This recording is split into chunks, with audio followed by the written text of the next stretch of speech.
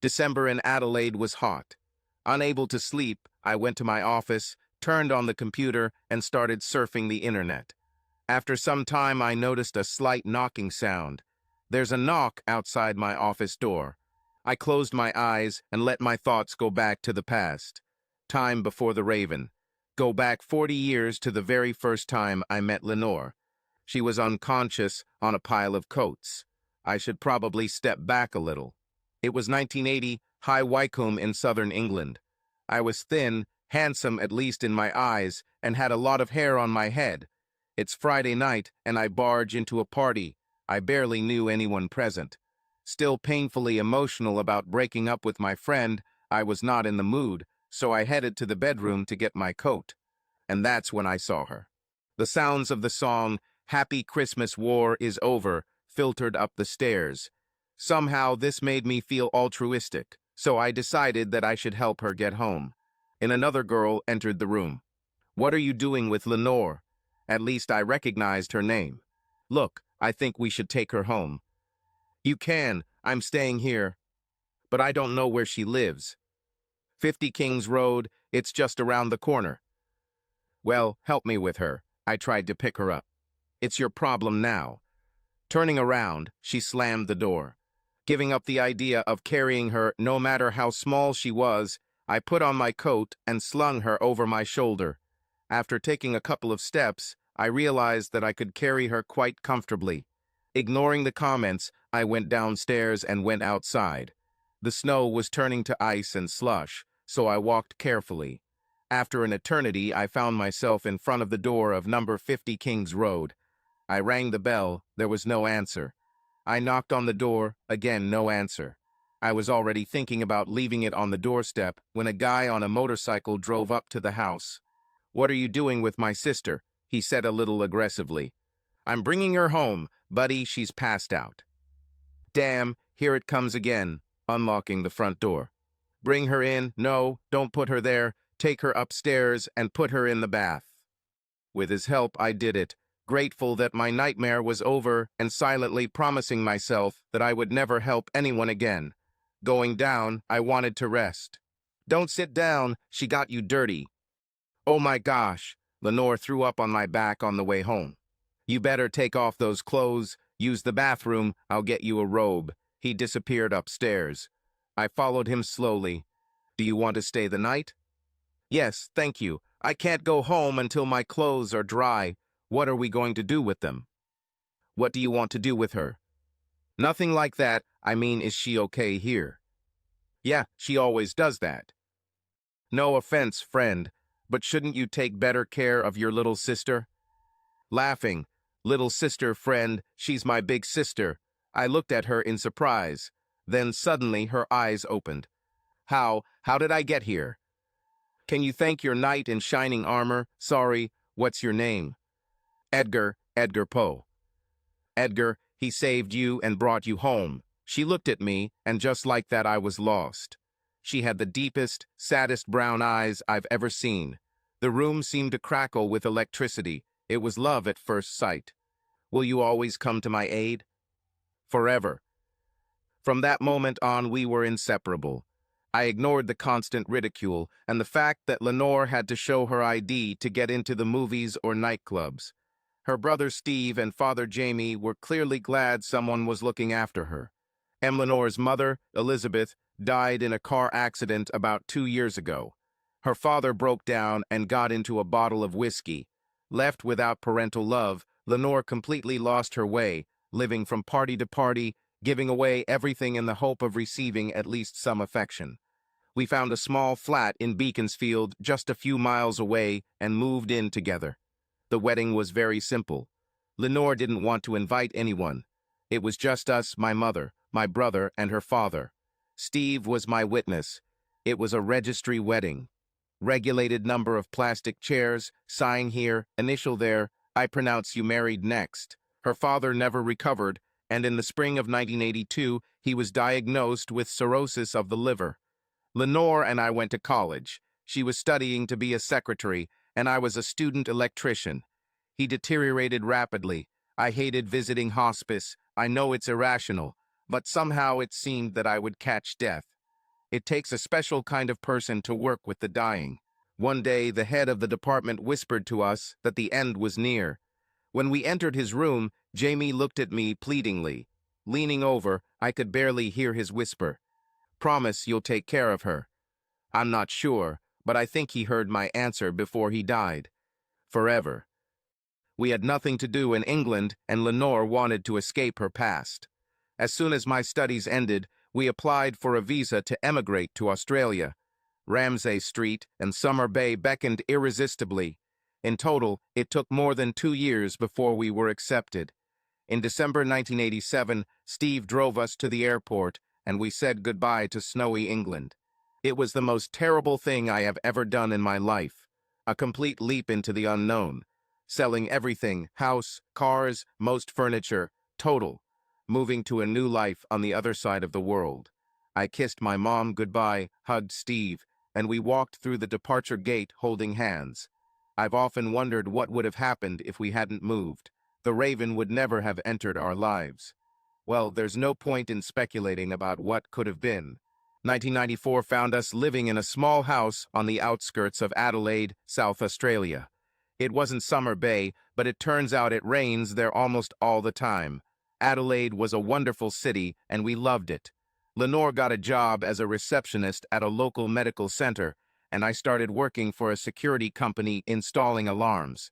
Australia is an ideal place for children. It's basically a huge playground. Sun and sea, of course, but also forests, bushland, the list is endless. Local media exaggerate any danger. It was, and is, a very safe country. Strict gun control means murders are rare here. The huge number of immigrants creates a naturally multicultural society. No wonder Lenore said she wanted to start a family. Elizabeth Virginia Poe was born on August 12, 1998. I was in the operating room when she was delivered by cesarean section. The gynecologist thought Lenore was too small for a natural birth. She was the most beautiful thing I had ever seen. As soon as I saw her, I knew I would do anything for her. Those of you who are parents know the feeling of unconditional love that comes over you. Lenore looked at me with her soft brown eyes. "Will you take care of us?" "Forever." The gynecologist told us that Lenore did not cope well with the birth. She was too small. He said he was surprised she was able to carry Elizabeth to term at all. We decided not to risk it again, and Lenore had a tubal ligation. Elizabeth was the joy of our lives, and I spoiled her without a twinge of conscience. She soon grew as tall as, and then taller, her mother. They looked like sisters. Lenore was younger. They were practically inseparable, of course. This meant Lenore and I had less time together, but I didn't mind. Elizabeth did well in school, loved the outdoors, and wanted to become a veterinarian.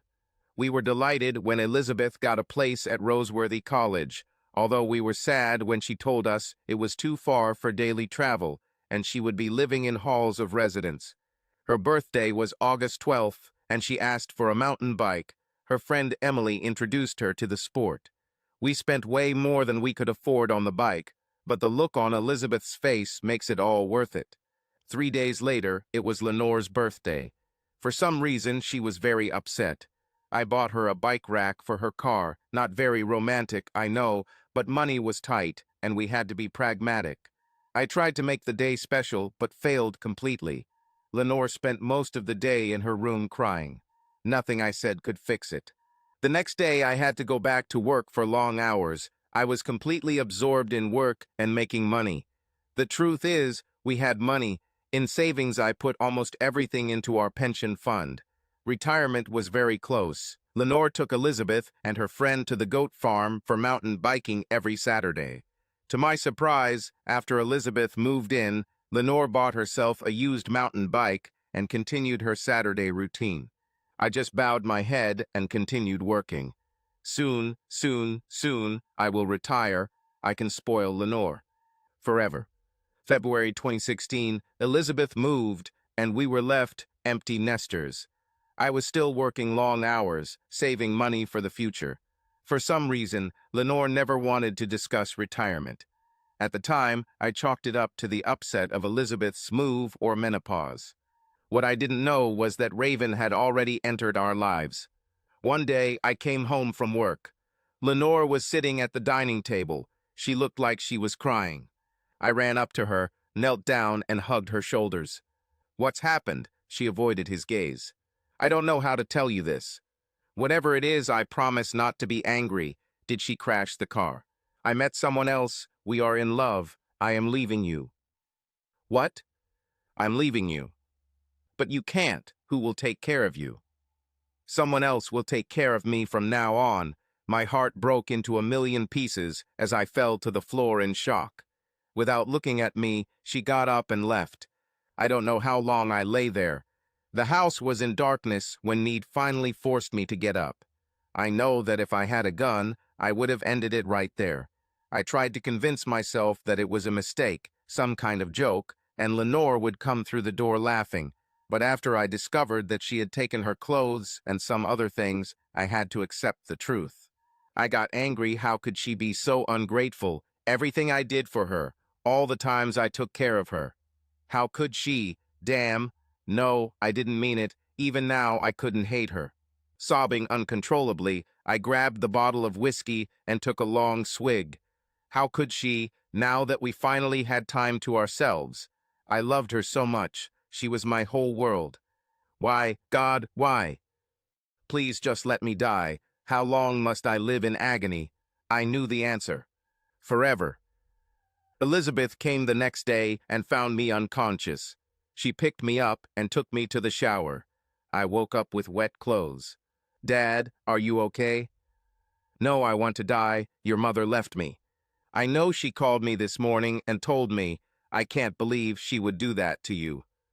What did she tell you? She said she went to live with Raven. Do you know him? I met him. He's a slimy bastard. How could she be so stupid? Sorry, Dad. Who is he? He's the guy who hung around her all the time. He told us about the goat farm, and then he just kept hanging around like a bad smell. As I was digesting everything Elizabeth had told me, my legs gave way and I collapsed again. Dad, please pull yourself together. I can't see you like this. Please just go away and let me die. I can't do this, Dad. I love you. I still need you. You promised to take care of me. Now I'll take care of you, Dad. I promise to take care of you, Dad. Forever. Elizabeth came to me every day and kept me alive. One morning, it was like I just woke up. Damn it, pull yourself together, I screamed at myself. Make a plan, and just like that, I was cured. I grabbed a pen and pad and wrote. Options. Accept the situation, commit suicide. Pros. The pain will stop. I will take revenge on Lenore. Cons. Elizabeth will be injured. Accept the situation and continue living. Pros. Good for Elizabeth, Lenore happy. Cons. None, simply no. Bring back Lenore. Pros. Good for Elizabeth, good for me, hurt Raven. Cons. Difficult. So option 3 was the obvious choice. How now? Kill Raven. I'll probably go to jail. Lenore will hate me. Elizabeth will be devastated. Be better than Raven. I've heard of guys who get pumped up, make big money in the stock market, and get their wives back. Although I could pump myself up, the chances of becoming a billionaire were small. Destroy Raven. If I can find a way to destroy him, perhaps financially, then she will come back to me. Brilliant, I had a plan, but I needed a lot more information. A reconnaissance mission was required.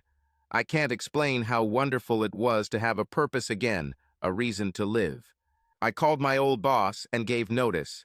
He told me that Elizabeth had called and told him that I was sick. I was a good worker, and he begged me to reconsider my decision. I told him that Lenore left me and I just didn't want to work anymore.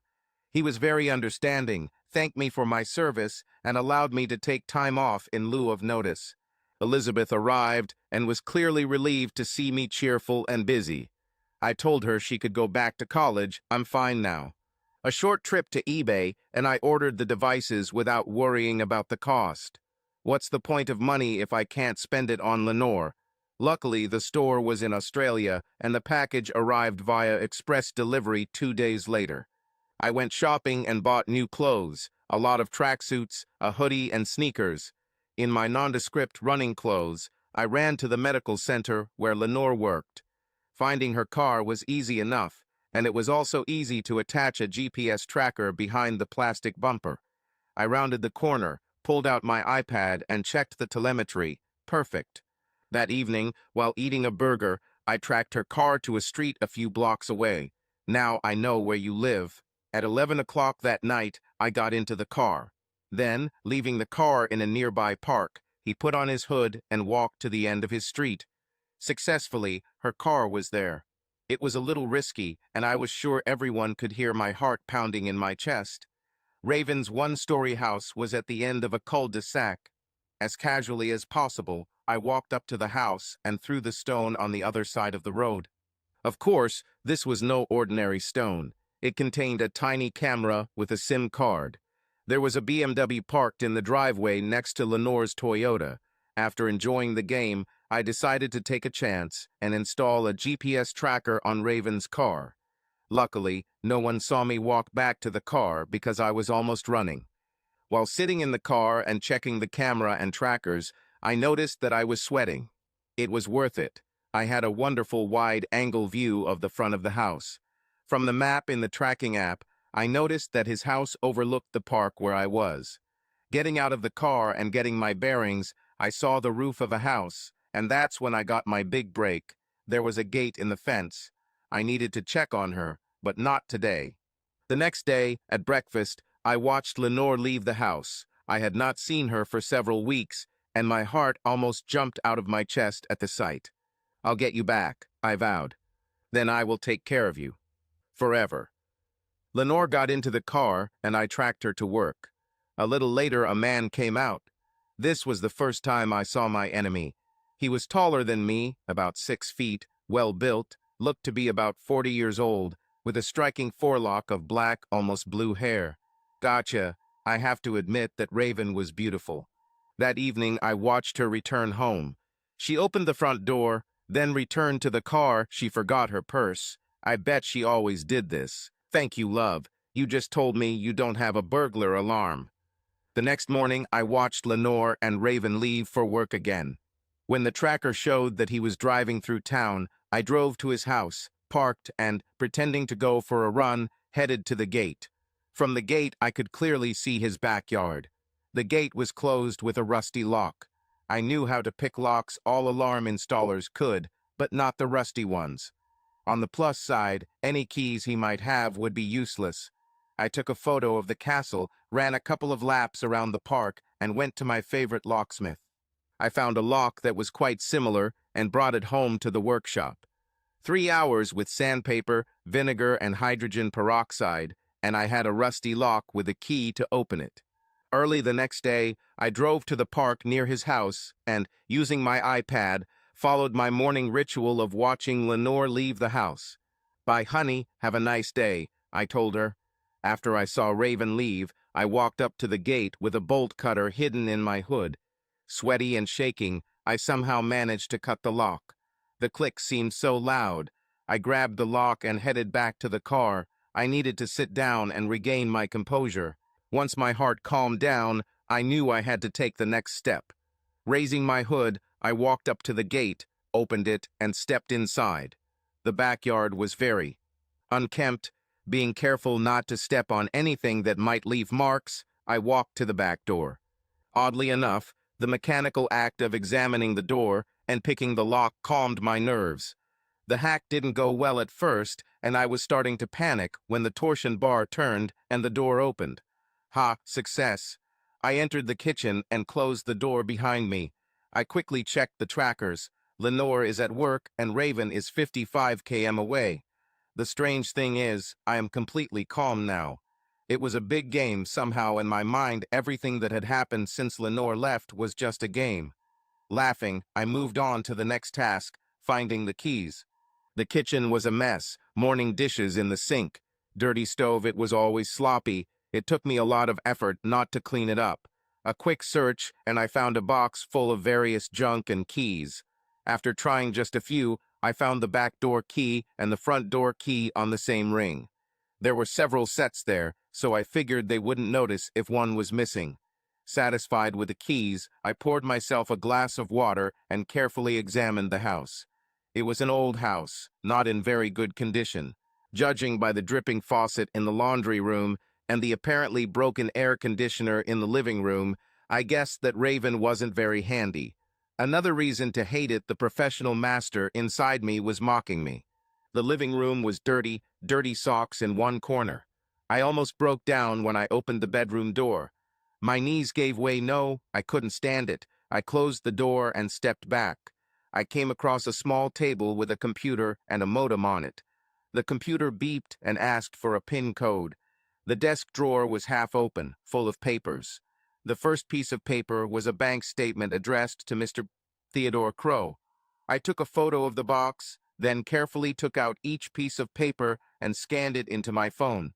Satisfied that I had everything, I used photography to put everything back the way it was. Then I looked at the computer asking for a PIN code.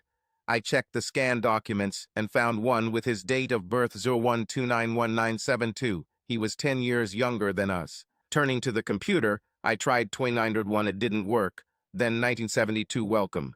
Seriously, someone should really talk to Raven about safety. I clicked my tongue in disgust. A quick check showed that it would return to the login screen after 30 minutes. Ideal. I found the IP and logged into the modem. It saved the default password that was on a sticker under the modem's side. A few quick changes and I had remote access to his PC. Connecting the ROC camera to Wi-Fi would require going to the front of the house. I looked through the windows. No one was around. Opening the front door, I stepped confidently and boldly. I repeated to myself outside, pressed the button on the underside of the stone, and casually walked back. I checked my iPad, still no movement, but I felt like I was taking a risk. I took my phone and took panoramic photos of each room, except the bedroom. I couldn't bring myself to go near it. That's when I noticed his mountain bike in the front hall. On impulse, I decided to attach a GPS tracker to it, but how? I wouldn't risk putting anything under the saddle or in a small purse. When I picked up the bike to inspect it, I was amazed at how light it was.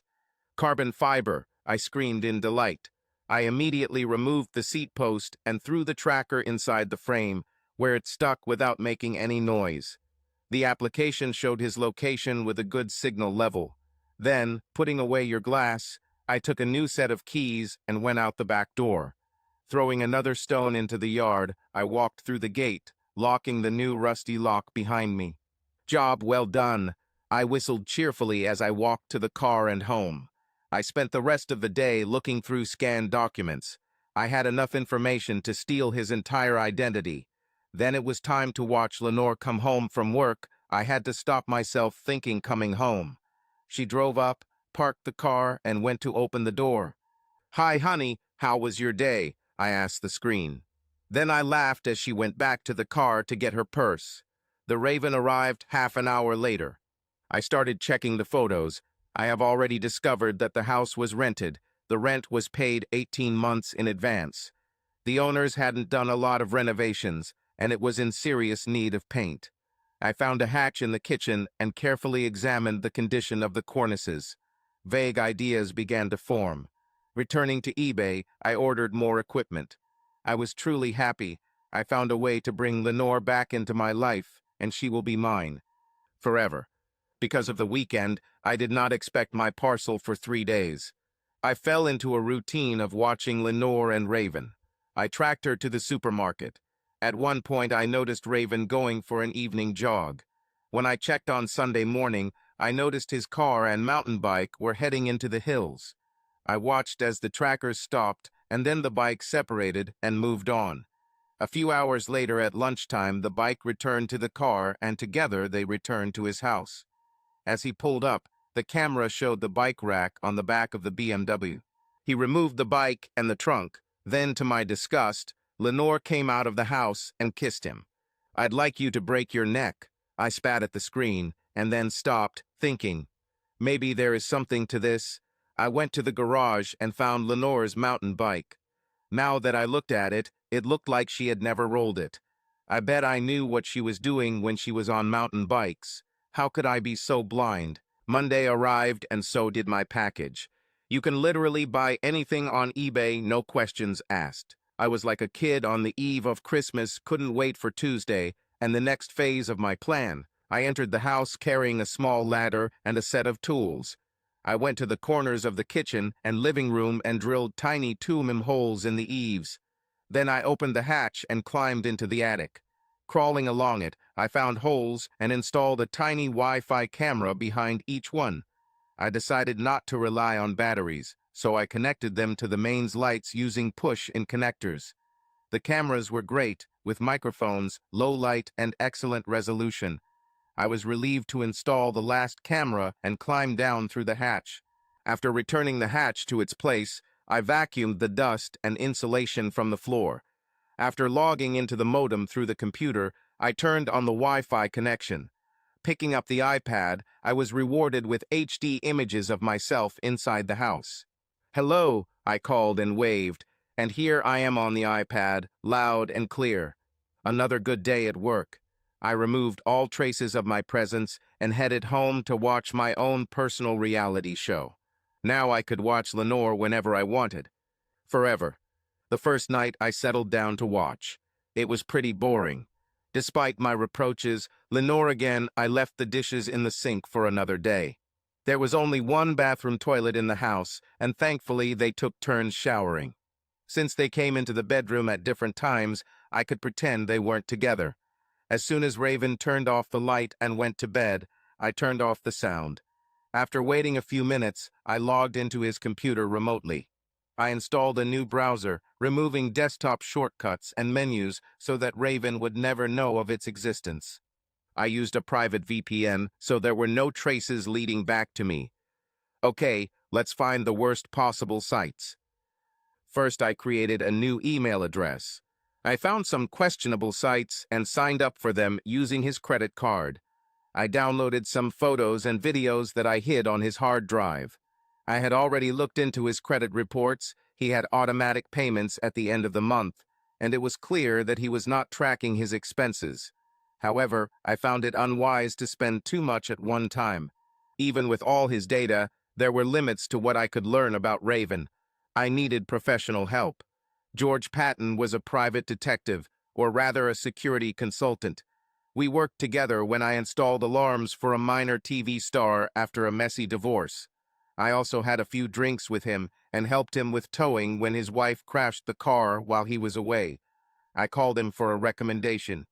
"Edgar, man, I'll handle this myself," he said in his funny South African accent. "Thanks, George, that's a little delicate." And I told him that Lenore had left me. He seemed almost as upset as I was. "I can't believe it. You guys were the best couple. Damn, if this could happen to you.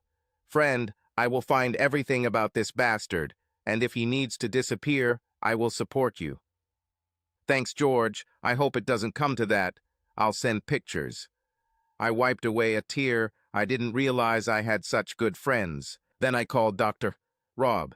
I installed an alarm for Dr. Rob. He was an excellent psychiatrist, probably the best in Adelaide.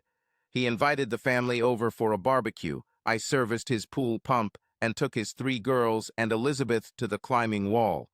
Even though several years had passed, I still considered him a friend. "Hey, Rob, it's Edgar." "Friend, how are you?" "It's actually pretty bad. Lenore left me." "I'll be right there." 5 minutes. The phone went off. True to his word, less than 5 minutes later, Dr. Rob's Mercedes pulled up to the front door, and he rang the doorbell. I handed him the beer as I opened the door. "Edgar, friend, what the hell happened? Tell me everything and don't leave out any details." I told him everything I knew. Of course, I stopped until the moment with the camera stone and hidden cameras. "Looks like this Raven is a real brat." I blew the beer out of my nose. "Is that a psychiatric term?" The psychiatric term is narcissistic personality disorder. Basically, he is a selfish type who only sees other people in terms of how he can use them. He put down his drink and looked me in the eyes. "You seem like you're coping well, although I can see the pain beneath the surface. If I had to guess, I'd say you're up to something." "I can't hide anything from you. I'm not going to just accept it, but I can't tell you what I'm planning." "Friend, Just tell me what I can do to destroy this wife-taming raven and get you and Lenore back together." I turned away, trying to hold back my tears. I felt Rob's hand on my shoulder. "Everything will be fine. You have friends you can rely on. What's that word you always use? Forever." George called me less than a week later to say he had information, and I went to his office. He found out that Raven had been married once before, 4 years ago. The marriage lasted 2 years, ending in hostility. His ex-wife received a restraining order. There were no children. Now I was increasingly worried about Lenore's safety. He's not a good man, not as bad as some I've met, but still a bastard. "I hate him, George. My friend, who is a psychiatrist, told me he is a narcissist." Then George surprised me.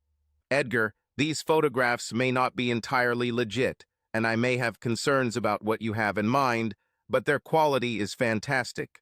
I have clients who would pay good money for this quality of work. And if, as you say, you have a psychiatrist friend, we could make some serious money." "What do you mean, George? Do you want to work for me installing hidden surveillance equipment? How about I invest in your company as a partner? Do you have that kind of money? All the money I saved for our retirement is now useless to me. Why not take a chance?" "Deal," and we shook hands. Thus began the Patton and Poe Company. George wasn't kidding about serious money. We were invited to an interview with one of the largest mining companies. Several senior directors asked questions. I mostly sat and let George answer. Then a man in casual clothes asked, "How would you set up surveillance in a country house?" I was stunned. "Have you found me?" Then I calmed down. George was about to answer, and I stopped him. "I'll answer, George," and I basically told them how I set up surveillance at Raven's house. "What about alarms?" he asked. "After 30 years of installing alarms, I'm sure I know how to deal with them." I laughed. That's all.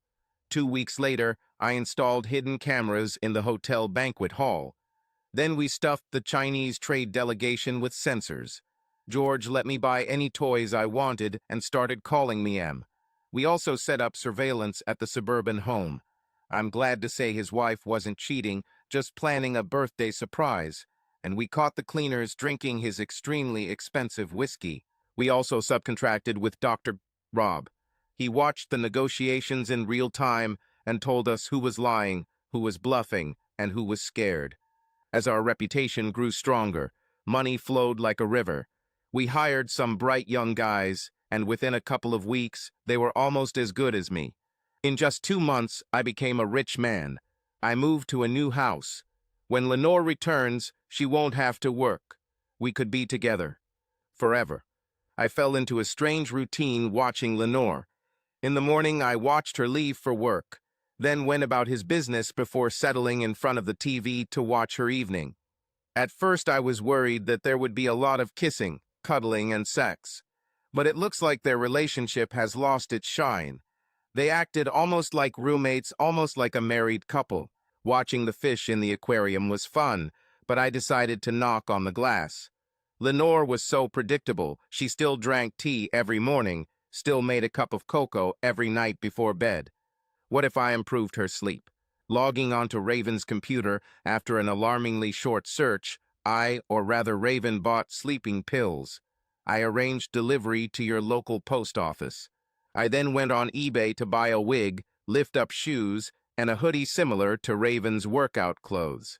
A week later, I walked into the post office, looking 2 inches taller, not quite Raven's 6FT, with a black wig peeking out from under my hood. My face was hidden by large dark glasses. I looked suspicious, of course. So much the better. Everyone and the security cameras will remember the tall guy with black hair and nothing else. Using the envelope addressed to Raven, I picked up the order. We were both right-handed, so I signed with my left hand. Now I felt completely at home in Raven's house. I quickly found a jar of cocoa and mixed powdered sleeping pills into it. Perhaps I overdid it. That night Lenore was so tired that she skipped the shower and went straight to bed. Raven had to turn the TV up louder to drown out the sounds of snoring from the bedroom. I laughed and laughed. Lenore's early nights began to repeat themselves from then on. By the end of May, events began to develop. As usual, Raven went mountain biking on Sunday. However, this week, back home at the pigsty, they exchanged heated words. This was probably their first fight because Lenore just stood there, stunned. I think Raven's constant love of cleaning was starting to get annoying. "Why don't you do any housework? What did your last slave die of?" Raven demanded. "But Edgar always did everything," she said in a quiet voice. "Well, I'm not Edgar, damn it, so start doing your share." Lenore simply nodded her head and began cleaning up the worst mess. "When you come back, you'll never have to lift a finger, love," I promised the screen. "I'll do anything for you. Forever." Inspired by my successful intervention, I decided to increase the pressure. Lenore had always been a lazy cook, and Raven was even lazier. They were big fans of chicken in some kind of pre-made sauce like chicken tonight. I have always preferred to prepare my meals properly using free-range chicken with plenty of fresh vegetables and salads. Entering Raven's house, I opened a jar of chicken curry sauce and mixed a generous amount of laxative into it. On Thursday, they ate chicken curry. It was so funny to see two people with diarrhea in a house with only one toilet. When I came to my senses, I decided it was time to stop playing and start working on getting Lenore back. It was one thing to watch her, but I wanted to hold her in my arms and take care of her. Forever. While I was busy with Patton and Poe, I didn't pay as much attention to Lenore. I fell into a routine. Everything exploded on the last Saturday afternoon in July. Lenore cleaned the house as best she could. It still looked like a trash can. She tried to dress up and put on makeup. By candlelight, Lenore served Raven his favorite dish. I was furious and desperate. The reality of the situation hit me. It wasn't a game, it wasn't fun, it wasn't a television show. It was my wife with another man. They finished dinner talking pleasantly and reminiscing about the first Saturday afternoon, when Lenore came to his house to celebrate his birthday. Raven was already tipsy. "Ha, and your stupid husband thought you were a mountain biker. What a pathetic loser," Raven chuckled. "Please don't talk about Edgar like that. He was and is a wonderful husband. I still love him. He's a loser who couldn't even keep his wife. I wanted to kill him." Raven came out of the bathroom, clearly furious. "That's it. I've had enough of you, you dirty pig. This place is just unsanitary," I agreed with him. "How could you get so old and not learn to clean? Start cleaning this place, or I'll throw your useless, wrinkled old ass out on the street." Lenore began to cry. "Edgar never spoke to me like that," she sobbed. "Don't compare me to that damn loser. Why won't you go back to him, you stupid old slut?" "Oh yes, that's right, you can't. Even if he accepted you, which I doubt. We both know it would only be a matter of time before you come back here again. Admit it, you are nothing more than a pathetic old slut. Always was and always will be." "How dare you talk to me like that? I'm not old and I'm not a slut," standing up, with a face full of anger. "Well done, Lenore." Without holding back, Raven hit her, knocking her off her feet. "I'll talk to you the way I want, and you'll do whatever I say when I say it. You're mine, don't forget that. Now clean up this damn mess, and don't even think about coming into my bedroom tonight. You'll stay here until you earn the right to go in there." And he went into the bedroom, slamming the door. "Edgar would have taken me back," she said quietly through the door. "He would forgive me for everything. I'm sure he still loves me. Oh, Edgar, I wish you were here. You promised to always come to my aid. Forever. He had to die. I was going to kill him. It was a simple fact." I didn't sleep much that night. Early the next morning, I loaded Lenore's mountain bike into the car and followed Raven into the hills. I noticed that the tracking signal was unstable, batteries were draining, and trackers were failing. Well, their work was almost done. Using the tracking app, I made sure he set off on the trail before I followed him. "That's right, motherfucker. Wait until I catch up with you." What I didn't take into account is that he's really good at mountain biking, and I'm not at all. He didn't even seem to follow the marked path. I had my phone taped to the steering wheel so I could follow him, but it was scary as hell. After checking the tracking app, I was surprised to see that, AI had a signal 1 bar and B. Raven had made a full circle and was almost there again. I heard him approaching along the path. Everything happened so quickly. As soon as Raven appeared around the corner, I hit him with a branch like a baseball bat. He immediately rolled down the slope. It was obvious that he was dying, but that was not enough. My hatred demanded more. I took out his phone. It fell out of his pocket. Luckily, the index finger on his left hand unlocked it. 1 signal bar. I removed the insulation from the water bottle and stuck the top of the phone inside. No signal. Perfect. I quickly dialed Thousand Emergency Services in Australia and hung up after 30 seconds. I then opened the Messages app and found Lenore. I typed the message. Lenore, I fell off my bike and broke my legs. I think I'm going to die, so I have to confess. I used illegal substances to make you leave your husband. I've been using them all this time. You need to go to the hospital. Go back to your husband. I never loved you, and I was going to throw you away today. I gathered my things, double and then triple checking that I hadn't left any traces. I placed the phone in his left hand and pressed the send button. I watched as the message bar was sent. Once I was sure the message had been sent, I picked up Lenore's bike and rode to my car. When I got to the car, I checked Lenore with the cameras. Apparently, she got the message and called the police. I watched as the young policeman took her statement. The house was still in disarray, and Lenore looked terrible. The whole house must have smelled terrible. The police called an ambulance, and she was taken away.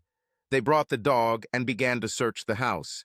The dog quickly found evidence in tea bags and coffee, as well as an empty cocoa can, receiving treats as a reward. Satisfied with their loot, the police left, sealing the front door. I suddenly remembered the cameras. I drove to Crow's house in a panic, entered through the back door, and used a chair to climb into the attic. Luckily, I closed the hatch behind me because as I was removing the last camera, I heard the door open and voices. I was shaking with fear. How would I explain why I was in the attic with a bag full of spy cameras? Will they notice the chair? Damn, that's a strange thing, a woman's voice. Anyway, get her some clothes and let's get out of this dump. Damn, it stinks. That's enough. Let's go. Then the door slammed. I almost jumped out of the hatch and ran out the back door. Damn, that was close. I then calmed down a bit, went back inside, and pressed the reset button on the modem to return it to factory settings. After checking the camera stones to make sure the yard was clear, I left Raven's house one last time, grabbing the camera stone on the way back. I drove home, put Lenore's bike in the garage, and poured myself a whiskey. I was halfway through the bottle when my phone rang. Dad, this is Elizabeth. I'm with my mother at the hospital for women and children. She is very sick. Isn't her boyfriend with her? My voice trembled. I rehearsed this. No, the police said Raven is dead. Dad, I'm scared. Please come to the hospital. Please, Dad, for my sake. Okay, but I've been drinking. I'll call an Uber. I hung up, showered, put my clothes, including shoes, in the wash, and called an Uber. When I walked into the hospital room, Elizabeth ran into my arms, crying. Dad, the police say he used illegal substances. Oh, Dad, how could you let this happen? You were supposed to take care of her. You promised to take care of her. You promised, remember, forever. A couple of hours later, Elizabeth fell asleep in her chair. I stood and looked at Lenore. Although I had been watching her for months, seeing her with my own eyes was a delight. I just loved her so much. At about 4 in the morning, she opened her eyes. Edgar, thank God, I had such a bad dream. It's okay, my love. It's just a nightmare. Everything is fine. Sleep. I will watch over you and keep you safe. Oh, Edgar, I love you. I watched her face relax as she fell asleep again. The next day, I went to the toilet, and when I came back, Lenore was awake. Elizabeth held her, and she sobbed uncontrollably. Good morning, Lenore. How are you? She buried her face in Elizabeth's hand and began to cry even louder. Edgar, please don't look at me. I behaved so badly. Sob, sob, sob. He sent me a text message, Edgar. Sobbing. He never loved me. He was going to kick me out, Edgar. Sob. So the only thing you're upset about is that your lover was going to kick you out? I was more than a little angry. Elizabeth looked at me with contempt. Maybe I should go, give you time to get over the loss of your beloved Raven. No, don't go. Please, Edgar. Please, don't go. I ran to her. Elizabeth stepped aside, and Lenore hugged me. She buried her face in my stomach, her nails digging painfully into me as she desperately tried to get closer. Her body shook with sobs. Luckily, a doctor came and gave her a sedative. Even in her sedated state, it took 2 nurses to pry her hands off me. One of the nurses then bandaged the scratches on my back. The doctor said he needed to talk to me. I was still her husband and closest relative. I have arranged for her to be transferred to a private clinic as soon as she can be moved. When I left the doctor's office, a policeman was waiting for me. He introduced himself as Acting Sergeant John Smith. He took me to a side room and explained what they had found. The events of the last few days have caught up with me. Whatever it was that was keeping me going just ended, and I fell unconscious to the floor. I woke up in a hospital bed. The room was dark, the curtains were closed. 2 days later, Lenore was transferred to a small private clinic. Money was not a problem. The therapist Lenore insisted that I have several sessions. She told me that I felt guilty for not protecting Lenore, that it was not my fault. It was a monster, Raven. And what a monster Raven has become. The press went wild. A happy wife, drugged and kidnapped by her loving husband. Photos emerged of Lenore, wrapped in a blanket, dirty, with unkempt hair, with a black eye, being led to an ambulance for help. The fact that Lenore was small and vulnerable made her great television material. The story became a national and then a world sensation. Fortunately, the clinic was well prepared to control the crowds of journalists desperate to get their hands on the photo. I still had one unresolved question: the stone with the camera at the front door. I drove to Raven's house and parked in my usual spot. The road was crowded with reporters. I walked along the road without being noticed. Behaving as usual, I bent down and picked up the stone with the camera. Mr. Belnapo, put down the stone. I understand how you feel, but this won't solve anything. The young constable recognized me and saw me lifting the stone. I pretended that I was going to throw it, then apparently changed my mind, put the stone in my pocket and left. Lenore received daily counseling. This included marital counseling to try to repair our marriage. We sat in comfortable chairs in the consultant's office. The chairs were about 1 meter apart, but it seemed to me that there was a huge distance between Lenore and me. Every time we met, we hugged and kissed like friends. I told Lenore I loved her, and she said she loved me, but she always looked away.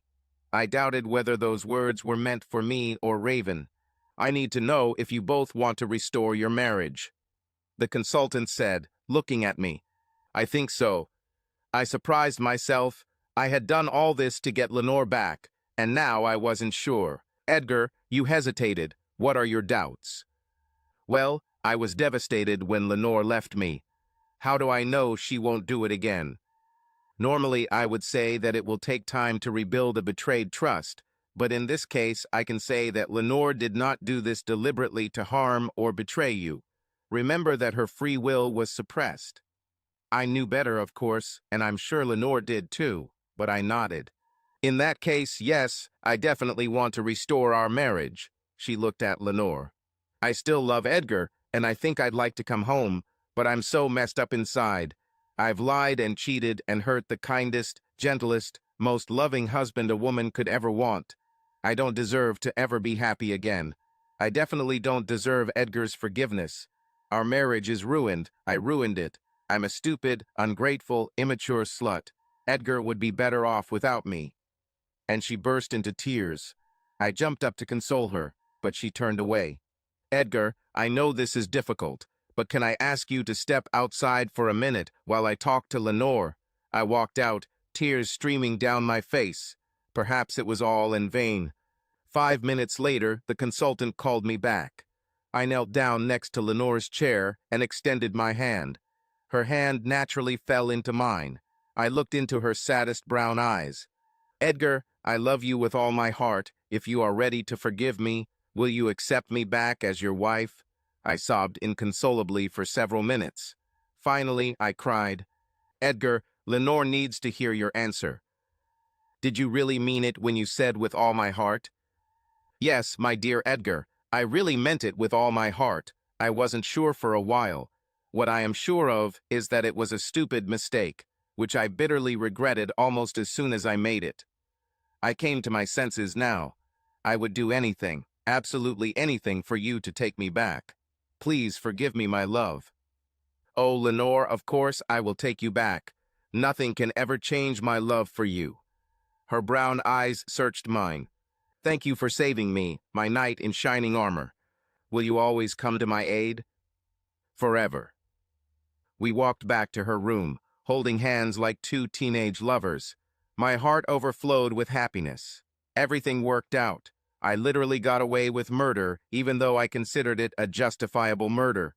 After all, everyone knew what a monster Raven was. I felt some regret that I could not tell Lenore what an active role I had played. The next consultation was much worse. Lenore, who knew what to expect, pulled her chair next to mine and took my hand. Now, Edgar, I have already explained to Lenore that the first step is a full and frank disclosure of what happened. What happened? I asked. I need to tell you the details of my affair. I need to tell you how I cheated on you, how I betrayed your trust. Well, Edgar, if you're ready, Lenore will tell you what happened and how she felt at the time. Some things will be hard to hear, and we can stop if it gets too hard for you. What I will say is that Lenore will tell you everything, and you should hear everything. Once you know all the details, you can decide if you want to move forward. Do you feel ready to listen? Yeah, I'm not sure I'm strong enough, but I'm willing to try. Lenore must have told this story before, probably to a counselor, because there was no hesitation. I met Raven the Monday after Elizabeth's last birthday. We bought her a mountain bike.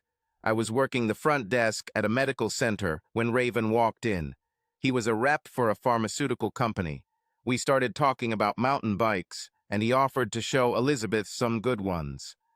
Of the trailheads, he wrote the address of the goat farm where the trails started. That Saturday, I took Elizabeth and her friend Emily to Goat Farm.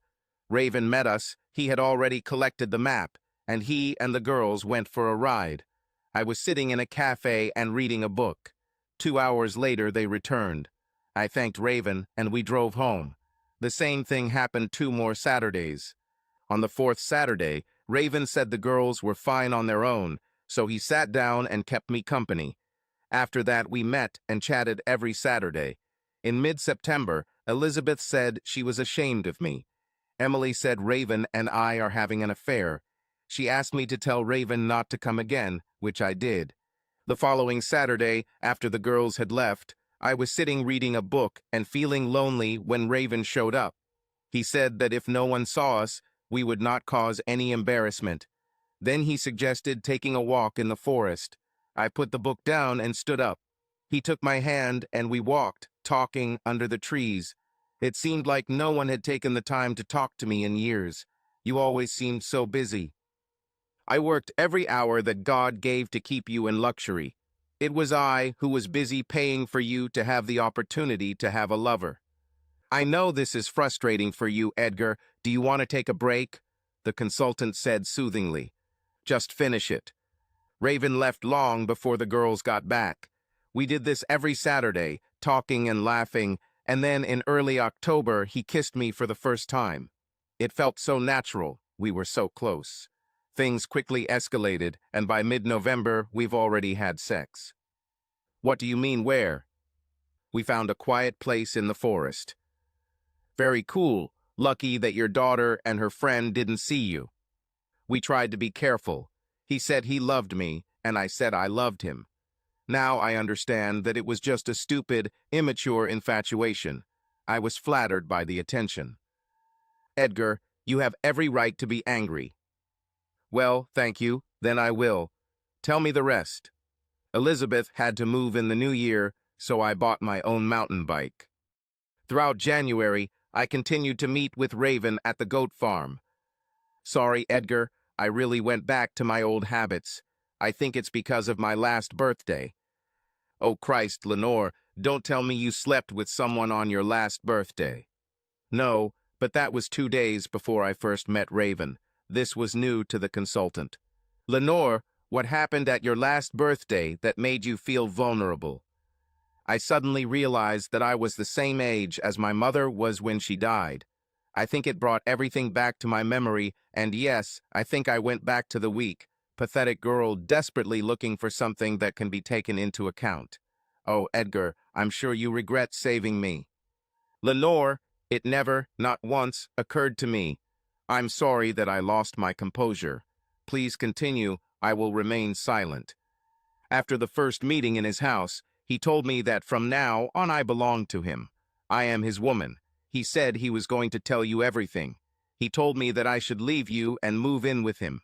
I refused and was about to leave. Then he said that if I refuse, he will still tell you everything and you will kick me out. He made it so that I had no choice. Then he kept asking me if I loved him. Finally, I gave in, and on Monday I left you. You're a fool. Of course I wouldn't kick you out.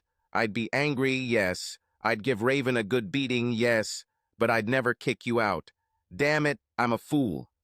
Oh, Edgar, I really don't deserve a man like you. Raven was nothing compared to you. He wasn't even good in bed. Edgar, I'm so impressed. Only real men are willing to forgive. I know this is unprofessional, but Raven was a terrible person, and you are better than him in every way. Well, thank you, Madam Consultant. She burst into tears. Are you crying for your lover? I asked cruelly. No, I'm crying because I was such a fool. Why didn't you save me? How could you leave me there? You promised that you would always come to the rescue. You said you would. Forever. Lenore and I both stood up, and she suddenly found herself in my arms. We're just perfect for each other, she said. Then she looked at me, I leaned down and kissed her. It was not a friendly kiss or a wife's kiss. It was a kiss from the heart. I gave my soul, and she gave hers. The consultant stood up and applauded, clearly pleased with her work, and probably wondering how she would describe it in her book. Can I take my wife home now? Sorry, one more week. But can you be back here at 7:30 p.m.? I can't just stay until then. No, you should go home, live your life, and be back here at 7:30. Formal wear. The smile on her face softened her words. I was intrigued, so I agreed. In any case, it was time to check on George's affairs. I called George from the car. Hey, buddy, I'm free all day. Do you have a job for me? Edgar, buddy, don't take this the wrong way, but stay away from the office. The publicity turned out to be great for business. We thought we would suffer losses without protecting ours, but one of the young guys wrote never again. Now it's personal, on our webpage, and the phones don't stop ringing. But the last thing a covert surveillance company needs is a crowd of reporters following one of its partners. We can handle it, buddy. Fix your family, and then invite me to dinner. By the way, that's an interesting rock you were about to throw. That's how he noticed the camera in the rock. I knew my secret was safe with George, so I just laughed and thanked him. At 7 I put on my best suit and headed back to the hospital. With a smile, I allowed myself to be escorted to the VIP suite. When I walked inside, it looked like an upscale restaurant, except there was only one table with 2 chairs.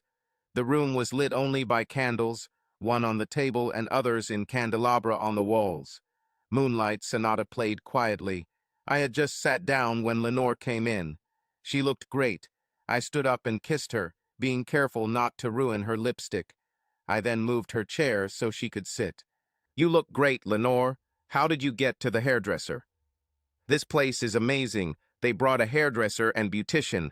I spent the day like a queen, enjoying the treatment. You deserve it. You are a queen. This is a new dress, isn't it? The waiter appeared and poured me some wine for tasting. Yes, I hope you don't mind, Edgar. It was terribly expensive. She looked scared. I nodded to the waiter, and he poured 2 glasses before disappearing. It wasn't my fault. The consultant asked Elizabeth to buy me a new dress for tonight. I love this dress, but I almost fainted when I found out how much it cost.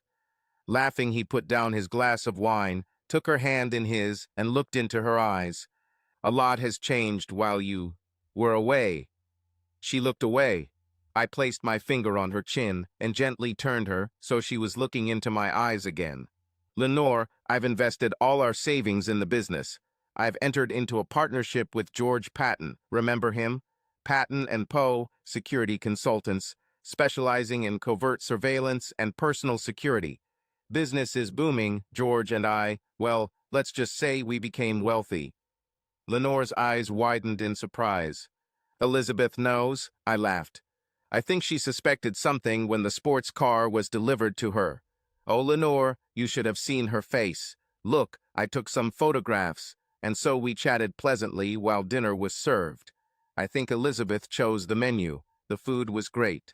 After cream brulee and coffee, the waiter cleared the table. If that's all, sir, madam, I take my leave. Yes, thank you. It was wonderful. You're welcome. Now, I think they're waiting for you in the next room, he pointed, and for the first time I noticed another door next to the kitchen door. Wonders and wonders, I said, getting up and helping Lenore up. I took her hand and we walked through the mysterious door. Then we both burst out laughing. In the middle of the room stood a huge four-poster bed surrounded by lace curtains.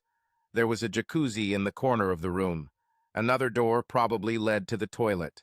The counter, which in a hotel would have been stocked with tea and coffee, instead had a selection of massage oils and condoms.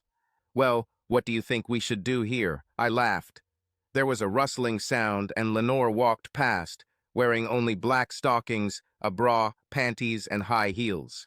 I think I can think of something, she said. She walked around the bed and climbed onto it. Looking into my eyes, she moved like a cat towards the center of the bed.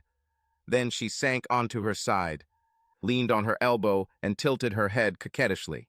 Do you want to join me? I couldn't get naked fast enough. The world has disappeared. Everything else was forgotten. Only Lenore existed. Edgar, do you promise to take care of me? I smiled. Forever. Subscribe to our channel so that your love doesn't cheat on you, and go ahead and listen to the next story, because this story is nothing compared to the next one. If you're under 18, don't even think click to the next one.